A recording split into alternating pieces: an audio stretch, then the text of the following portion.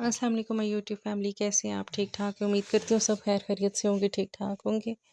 अच्छा, आज मैं बना रही थी जी गाजर की खीर। तो मैंने सोचा कि आपके साथ भी शेयर करती हूँ। तो सबसे पहले मैंने 3 लीटर दूध ले लिया था, फिर मैंने उसमें तकरीबन हाफ़ केजी कटी हुई गाजरें ले ली थी कद्दूकश की। और जब दूध बॉयल हो गया था तो इस तरह से मैंने गाजरों को हाथ से डाल दिया था, ताकि वो मुझे फ़ौरन से हिलानी ना पड़े। फिर दूध का रंग बहुत ही येलो हो जाता है। तो फिर साथ में मैंने हाफ़ कप गर्म पानी में पहले से मैंने चावल भिगो दिए थे, वो अच्छे तरीके से मसल के मैंने धो लिए थे, वो भी डाल दिए थे। फिर मैंने उसमें 7 से 8 इलायचियाँ भी दरदरी सी कूट के तो वो भी डाल दी थी। और दूध का जब उबाल आ गया था तो फिर मैंने चम्मच से उसको हिलाया अच्छे तरीके से। और इसके बाद जी क्या था, जब दूध उबल जाए तो फिर इसको हल्की आंच पे पकाना होता है।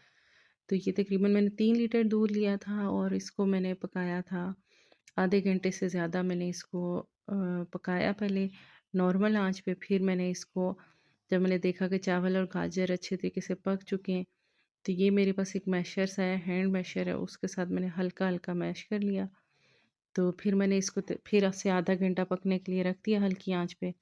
तो ऐसी कंसिस्टेंसी हो गई थी। उसके बाद मैंने बादाम और काजू कद्दूकश करके तो वो भी डाल दिए थे। उसके बाद खोपरा भी, नारियल भी कद्दूकश करके वो भी डाल दिया था। जब कद्दूकश करने का ये होता है कि बहुत ही अच्छा टेक्सचर आता है, बहुत अच्छा टेस्ट आता है।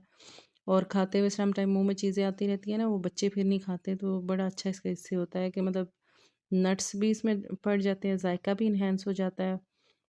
और फिर मैंने साफ़ की थोड़ी सी धो के वो भी डाल दी थी। तो इसके बाद जी मैंने इसको थोड़े अभी भी मैं पका रही थी, हिलाने के बाद फिर मैंने इसमें चीनी ऐड कर दी थी। एंड में, सबसे एंड में चीनी ऐड करनी होती है। अगर आप पहले डालेंगे तो वो फिर मतलब जल्दी नहीं तैयार होगी और अच्छी भी खीर नहीं बनेगी, उसमें पानी सा एक टेक्सचर रह जाएगा।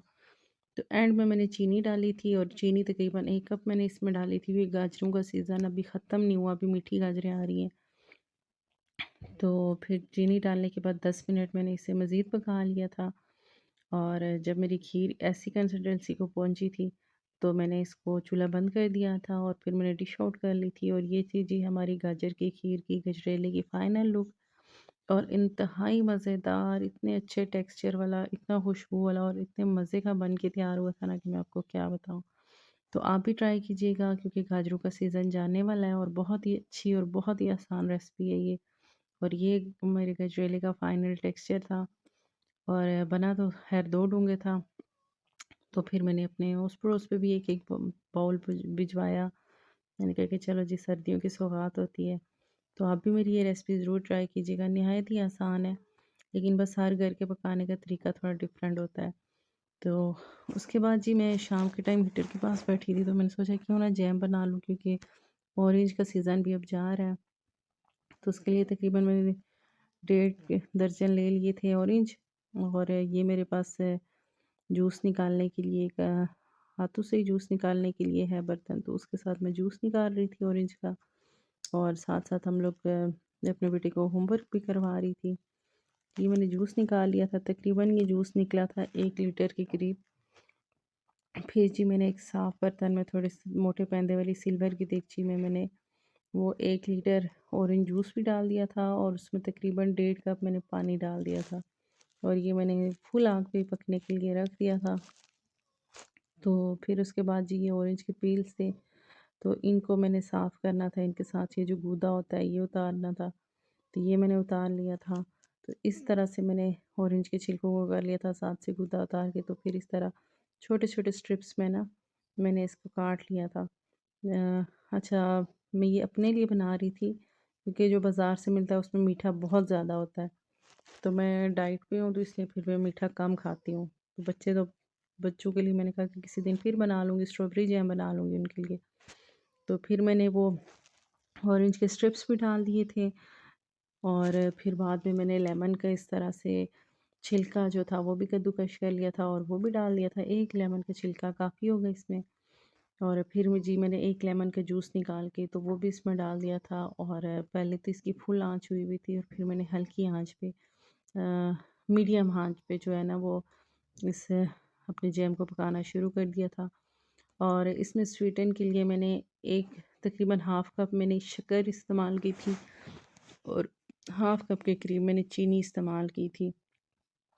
चीनी का ये है कि अगर सारी में शक्कर इस्तेमाल करती तब भी अच्छा था, लेकिन जैम में चीनी ही ज़्यादा अच्छी लगती है।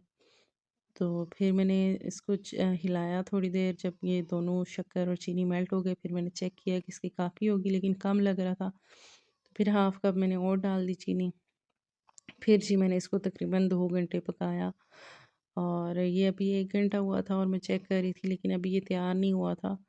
ये आप देख सकते हैं, ये अभी बिल्कुल चम्मच के साथ लग ही नहीं रहा था, और प्लेट में भी डाल के मैंने चेक किया था, तो ये ठहर नहीं रहा था ना।